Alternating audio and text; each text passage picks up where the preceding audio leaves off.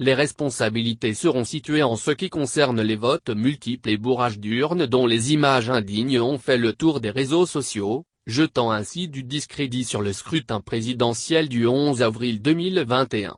En prélude aux résultats de la Sénat et de la Cour constitutionnelle devant consacrer la réélection, dès le premier tour, du président candidat à sa propre succession, tellement le gouvernement s'était senti blessé dans son propre amour qu'il est monté au créneau pour menacer. Et sans coup férir, les boucs émissaires ont été tout de suite trouvés dans le camp de l'opposition. Certainement pour se refaire une bonne image aux yeux de la communauté internationale. Pour Alain Orunela, ministre de la Communication et porte-parole du gouvernement, ces cas de fraude à ciel ouvert, observés le jour du scrutin, sont manifestement et incontestablement imputables à ceux qui, bien que recalés, ont dit que le processus électoral n'aura pas lieu. Le garde des Sceaux, ministre de la Justice, Séverin Quenome, lui, a été plus loin. S'il est établi qu'il y a eu des fraudes ou que les personnes que nous avons vues dans les images ont simulé ces bourrages d'urnes pour discréditer le processus électoral en cours, toutes ces personnes-là feront l'objet de poursuites et seront donc déférées devant les parquets et traduites devant les tribunaux et seront jugées et punies conformément aux dispositions de la loi.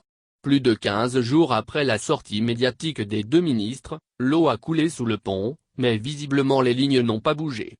Et pourtant, ce ne sont pas des indices ou des pistes explorables qui ont manqué. À moins que le gouvernement soit dans la logique de trouver forcément des poux sur une calvitie, c'est-à-dire faire porter, coûte que coûte à l'opposition les cas de fraude exposés à la face du monde à la présidentielle de 2021 au pays de Kaba et Béhanzin. Sinon qu'au soir même du scrutin, il y a eu, au nombre des vidéos qui ont fait le tour des réseaux sociaux, une qui faisait référence à un supposé chef d'arrondissement de Mattéry, proche d'un député très connu de la mouvance. Les images le montraient en train d'apposer le cachet sur tout ce qu'il avait sous la main comme bulletin de vote. Jusque-là, aucun semblant d'interpellation et d'audition de ce dernier présumé.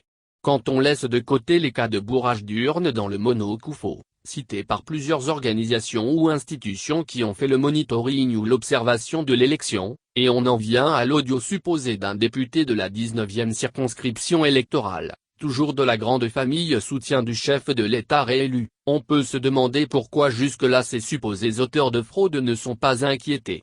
La justice est-elle inspirée ou sa célérité ne s'observe que sur les dossiers touchant à des têtes de l'opposition radicale à la gouvernance de Patrice Talon? Si tel n'est pas le cas, et comme l'indique le prénom d'un des supposés mis en cause, il faudrait, au nom de la vérité, que nous bonnions Hippolyte Azoulay, qui s'est muré dans un silence de cimetière depuis le 11 avril, et le cas en question soit tout au moins écouté. Même une parodie d'interpellation pourrait déjà être un bon début d'engagement si réellement on veut démêler les écheveaux. D'aucuns pourraient dire qu'Hippolyte Azoulay est un parlementaire et que la procédure est tout autre. Qu'à cela ne tienne. Mais ce qu'il ne faut pas perdre de vue, c'est peut-être une chance d'avoir un parlement monocolore, qui regarde dans le même sens. Si ce n'est que la levée d'immunité, ça devrait aller plus vite que la vitesse de la lumière.